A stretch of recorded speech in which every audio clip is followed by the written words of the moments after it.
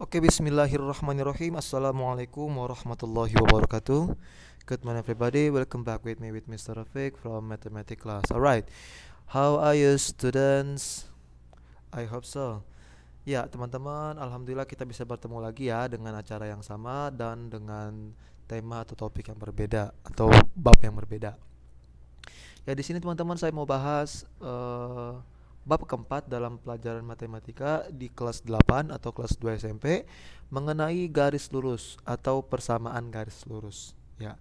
Jadi kemampuan dasar yang teman-teman bisa dapatkan setelah mempelajari bab keempat ini yaitu bisa menganalisis atau bisa mengenal fungsi linear itu seperti apa. Kemudian bisa menginterpretasikan atau bisa menggambarkan grafik dari fungsi linear atau persamaan garis lurus tersebut. Nah, jadi setelah bisa mengetahui fungsi linear seperti apa, kemudian bisa menggambarkan ya, bisa menggambarkan grafik fungsi linear seperti apa, dan kompetensi yang ketiga yaitu teman-teman bisa menyelesaikan masalah kehidupan nyata dengan pengaplikasian dari fungsi linear atau persamaan garis lurus. Nah, materi yang akan kita bahas yaitu materi yang akan kita bahas ada 3 subbab ya. Pertama, maaf, ada 2. Ada persamaan garis lurus dan gradien garis lurus. Persamaan garis lurus dibagi menjadi 4.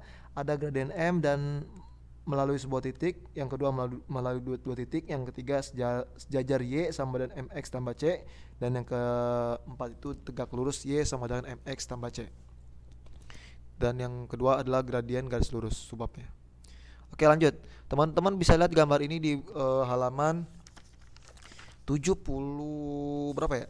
75 ya. Teman-teman bisa lihat gambar eskalator itu di halaman 75. Dan eskalator itu nggak sembarang bikin, teman-teman. Dia memiliki kemiringan yang berbeda-beda, memiliki sudut yang berbeda-beda, sehingganya ini merupakan pengaplikasian dari persamaan linear atau persamaan garis lurus. Yes. Oke, kita bahas, bismillah. Mengenal persamaan garis lurus, kita harus tahu dulu definisinya. Jadi, persamaan garis lurus itu syaratnya ya. Syaratnya wajib ada 2 variabel. Variabel X dan variabel Y. Kenapa demikian? Karena persamaan garis lurus pasti diinterpretasikan atau digambarkan melalui koordinat kartesius ya. Masih ingat teman-teman variabel X itu di bagian mana? Yes, di bagian mendatar. Dan variabel Y bagian vertikal. Begitu. Ini syarat yang pertama ya. Syarat yang pertama harus ada 2 variabel, yaitu wajib variabel X dan variabel Y. Nggak boleh variabel lain. Kemudian pangkat tertingginya dari variabel X dan variabel Y adalah 1. Jadi selain 1 itu nggak termasuk persamaan garis lurus. Contohnya apa?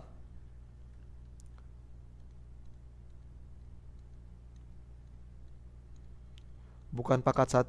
Contohnya X kuadrat atau Y kuadrat pangkat 3 atau akar X ataupun akar Y, dia bukan merupakan pangkat 1. Jelas nih, X kuadrat pangkatnya pangkat 2, Y pangkat 3, berarti Y-nya memiliki pangkat 3, bukan pangkat 1. Kalau akar X berarti sama aja X pangkat setengah. Begitu pula akar Y. Akar Y juga, maaf ya, Y. Akar Y memiliki pangkat setengah begitu. Jadi mereka berempat ini dan teman-teman yang lain itu bukan merupakan bagian dari persamaan garis lurus. Jadi syaratnya ada 2 ya. Pangkat tertingginya 1. Oke, persamaan umumnya itu adalah Y sama dengan AX tambah B. Ya, Y sama dengan AX tambah B. Ini persamaan umumnya. Dengan catatan A atau koefisien dari X ya.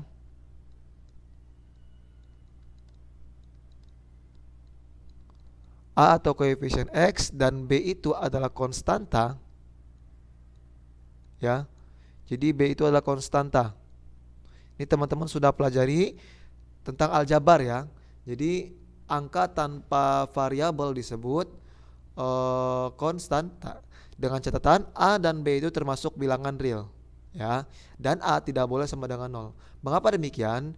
Contoh, kalau misalkan Y sama dengan AX tambah B, kalau kita masukkan A-nya itu sama dengan 0, berarti Y sama dengan A itu sama dengan 0, berarti 0 dikali X tambah B.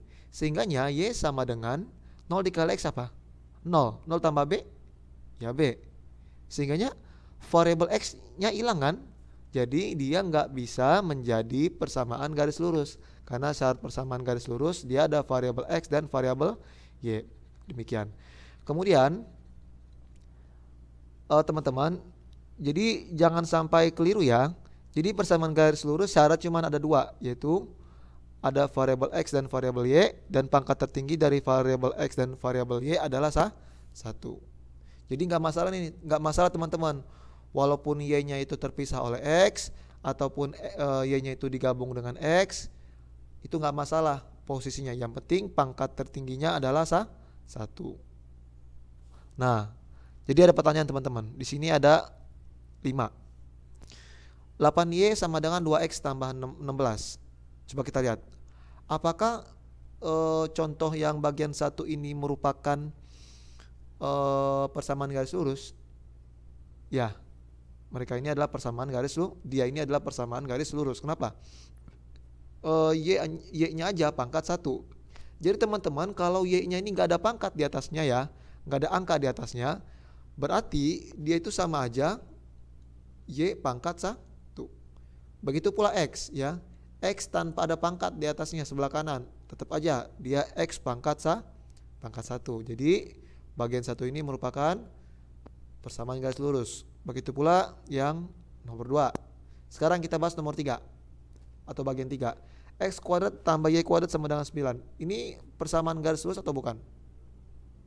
Ya, ini bukan persamaan garis lurus. Kenapa? Dia menyalahi syarat yang kedua, pangkat tertingginya adalah 1. Karena X kuadrat tambah Y kuadrat ini pangkat tertingginya adalah 2. Jadi dia bukan merupakan persamaan garis lurus. Yang ketiga, yang keempat, bagian keempat, 6Y sama dengan 6. Apakah ini persamaan garis lurus? Bukan. Karena dia menyalahi syarat yang pertama, yaitu nggak ada variabel X-nya. Begitu. Oke. Dan contoh yang kelima, 8 akar Y tambah 3 sama dengan X. Kira-kira ini persamaan garis lurus atau bukan? Ya, betul. Jadi yang contoh kelima ini bukan persamaan garis lurus. Kenapa? X-nya benar ya, dia memiliki pangkatnya pangkat 1. Akan tetapi akar Y itu kalau kita jabarkan menjadi 8 dikali Y pangkat setengah. Loh, kok bisa pangkat setengah? Kan sudah saya tuliskan ya. Jadi kalau kalau akar itu akar kuadrat, berarti dia pangkatnya setengah. Begitu. Nanti teman-teman bisa pelajari di kelas 9 lebih lanjutnya. Jadi yang untuk bagian 5 ini bukan persamaan garis lurus atau persamaan linear. Ya. Jadi yang persamaan linear cuman bagian 1 dan bagian 2.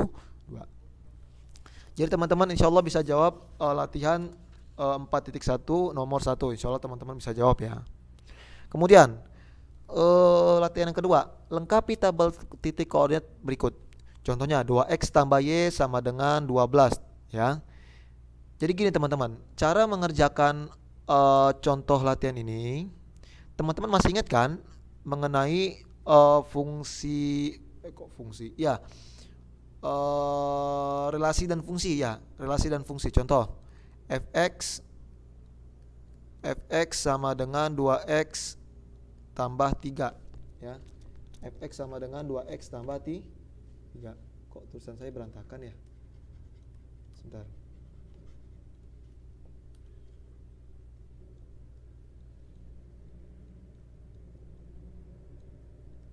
Dua x tambah 3.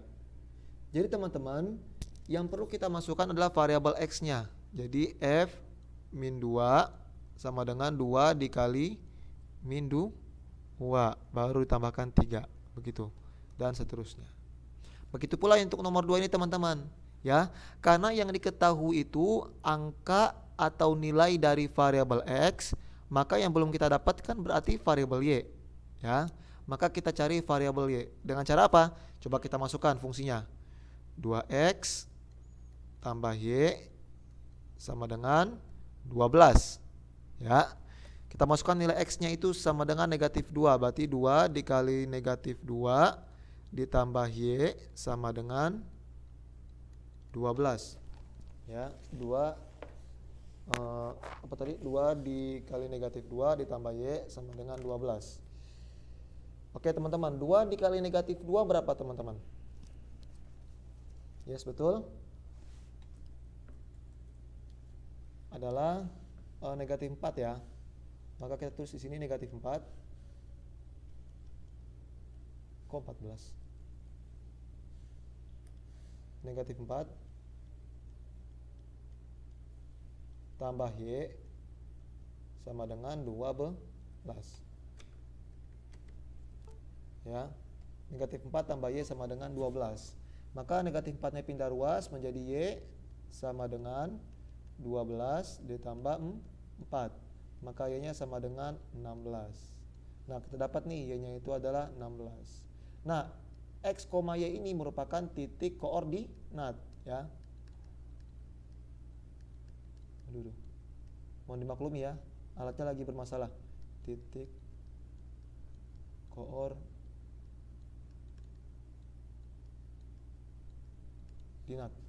ya. Jadi titik koordinatnya berapa? X-nya diketahui negatif 2 kan, maka kita taruh di sini negatif 2, Y-nya 16 ya. Kemudian dikasih kurung buka, kurung tutup, dan seterusnya ya. Teman-teman bisa pelajari sendiri nanti ya. Jadi untuk nomor 2 latihan 4.1 itu teman-teman bisa kerjakan sendiri. Kemudian contoh lagi nih, tentukan nilai M pada persamaan garis tersebut dan gambar garisannya. 2X tambah 3Y sama dengan 13 yang melalui M, 3. Jadi gini teman-teman, M, 3 itu merupakan titik koordinat ya. Jadi M, 3 itu merupakan titik koordinat. Jadi teman-teman bisa pahami, kalau ada kurung buka kurung tutup, kemudian tengah-tengahnya ada koma, itu merupakan titik selalu ya, merupakan titik koordinat.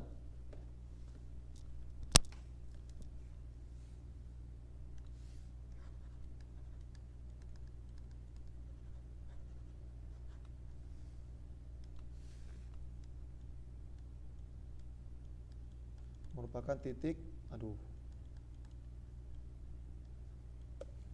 mohon dimaklumi teman-teman ya kalau lagi bermasalah ini alatnya nih, entah kenapa. Titik koordinat, mungkin butuh dikalibrasi lagi nanti ya. Jadi M, 3 itu merupakan titik koordinat. Oke, 3 itu dimiliki oleh variabel apa? Perhatikan posisinya, X, Y. Berarti yang sebelah kanan ini dimiliki oleh variabel Y, dan M ini dimiliki oleh variabel X ya. Sehingganya 2X tambah 3Y, kita masukkan nilai Y-nya karena sudah diketahui kan Y-nya adalah 3, sehingga 2X tambah 3 dikali Y-nya berapa? 3. Loh Pak, kenapa dikasih tanda kurung? Karena setiap yang disubstitusi sebaiknya dikasih tanda kurung biar nggak bingung ya, biar nggak bingung datangnya dari mana itu 3 gitu loh. Oke, kita lanjut ya. Oke, 3 dikali 3 berapa teman-teman?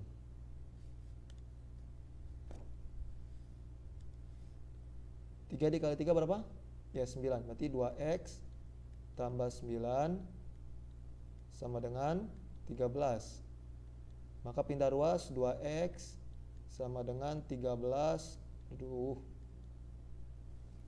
Maaf ya kalau jelek. 13 dikurang 9. Maka 2X-nya sama dengan 4. Atau sehingga X-nya sama dengan 2. Kenapa bisa begini Pak? Bisa dapat 2? Karena ini kan dibagi 2 untuk menghilangkan nilai 2-nya.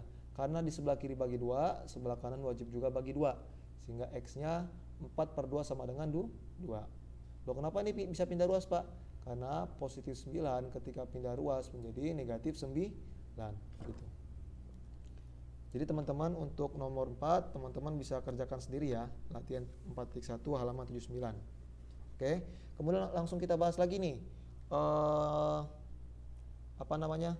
Gambar garis dengan persamaan berikut. Contohnya 2x tambah 4y sama dengan 16. Kalau untuk menggambar garis, kalau untuk menggambarkan persamaan garis lurus, teman-teman gak usah bingung ya. Jadi cara gini teman-teman. Teman-teman perlu membuat setiap variabelnya itu harus menjadi 0. Maksudnya gimana? Di sini kan 2x ya. 2x tambah 4y. Kok begini sih? Hapus saja ya. Coba aja. 4y sama dengan 16. Aduh, merusak bener nih.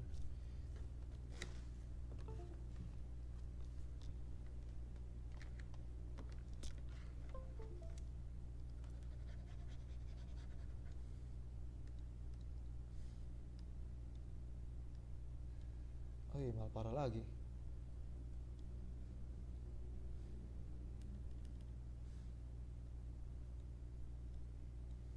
Coba kita matikan koneksi internetnya, mungkin pengaruh dari sini.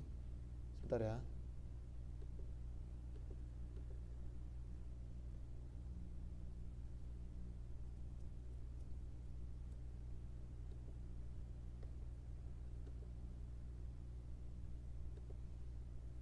Oke, kita lanjut lagi teman-teman. Tadi 2x tambah, sama aja. Udah apa ya? 2x tambah berapa? 4y sama dengan 16 ya. Jadi gini teman-teman, kita bikin setiap variabelnya itu menjadi 0. Tapi satu persatu ya. Contoh gini, 2 dikali 0. Maka ditambah 4y. Hasilnya harus 16. 2 dikali 0 berapa? 0 kan? 0 tambah 4y, ya 4y. Maka 4y sama dengan 16. Oke. Maka 4y sama dengan 16.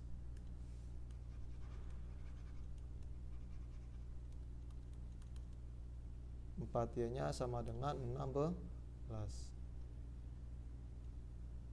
Astagfirullahaladzim.